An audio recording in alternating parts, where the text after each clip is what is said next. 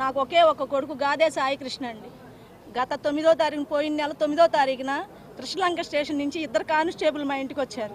వచ్చి నా చేతిలో ఉన్న ఫోన్ తీసుకొని నిన్ను కృష్ణలంక సీఏ గారు నాగరాజు గారు రమ్మన్నారని చెప్పి తీసుకొచ్చారు. ఉదయం 11 గంటలకి నేను వెళ్ళిన తర్వాత లోపల నన్ను పిలిచి నీ కొడుకు ఎక్కడా అని అడిగాడు. అడిగితే మా అబ్బాయి ఇక్కడ ఉండట్లేదు కదా అయ్యా, వెళ్ళిపోయాడు కదా అన్న. అంటే ఏమన్నాడు ఆయన, నీ కొడుకుని చంపేస్తా, నీ కొడుకు చచ్చిపోయాడు అనుకో, ఆడ ఆశ వదులుకో, నువ్వు వెళ్ళి బయటకు వచ్చో అన్నాడు నన్ను. నాకు భయం వేసి ఏంటయ్యా అలా అంటున్నారు, అలా అనమాకండి, నాకు ఉన్నదాడు ఒక్కడేనయ్యా, ఎన్నో కష్టాలు పడి బతికించుకుంటున్నాను, అనమాకండి అయ్యా అన్న. వెళ్ళిపోను ముందు అన్నాడు. ఎందుకు ఆయన కోపం తెప్పించడం అని పక్కకు వచ్చి కూర్చున్నా. ఆ తర్వాత కాసేపటికి 1:30-2 వెళ్ళిపోమ్మా అన్నారు పక్కనోళ్ళు. ఇంటికి వచ్చేసేసారు. ఇంటికి వచ్చి నా ఫోను ఇంటికాడ నా చేతిలో ఫోన్ లాక్కున్నారు సార్. వీళ్ళు కానిస్టేబుల్స్ ఇద్దరు నా ఫోన్ లాక్కొని ఇక్కడికి వచ్చేసారు, స్టేషన్కి తీసుకొచ్చేసారు. నన్ను తీసుకొచ్చిన తర్వాత సార్ గారు ఇలా అన్నాక నాకు నీరసం వచ్చి, అయ్యా అలా అనమాకండి అయ్యా నా బిడ్డని అని చెప్పేసి, నేను ఎన్నో బాధలు పడి పెంచుకొని వచ్చాను అయ్యా అని చెప్పి నేను చెప్పుకున్నా. ఆడు చచ్చిపోయాడు అనుకో వెళ్ళిపో అన్నాడు. నేను ఏడ్చుకుంటా పక్కన కూర్చున్నా.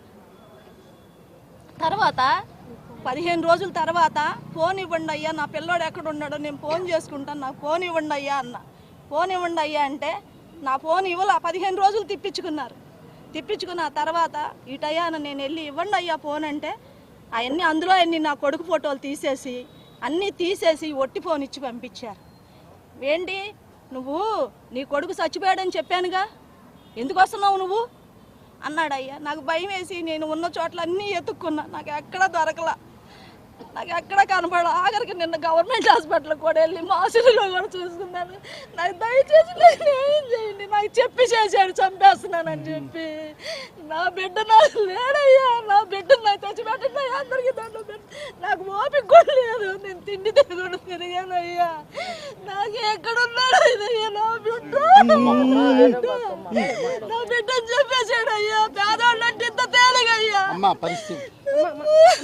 నా కొడుకు మాచులోకి వెళ్ళి ఎదుక్కునేటట్టు చేసాడు నన్ను. నా బిడ్డ నాకు కనపట్టం లేదయ్యా, ఎన్ని చాట్లు ఎదుక్కున్నా నా బిడ్డ నాకు కనపట్ల, నాకు ఆరోగ్యం కూడా బాగోట్లా. నెల రోజుల నుంచి నేను తిరుగుతున్నా, ఇవాటికి 24 రోజులు 25 రోజులు ఎక్కడున్నా సరే నాకు ఫోన్ చేస్తాడు. అక్కడికే అడిగా, అయ్యా ఒక్కసారి ఫోన్ చేపించండి, మాట్లాడించండి, మీరు ఎన్ని రోజులైనా పెట్టుకోండి అన్నాను. అయ్యా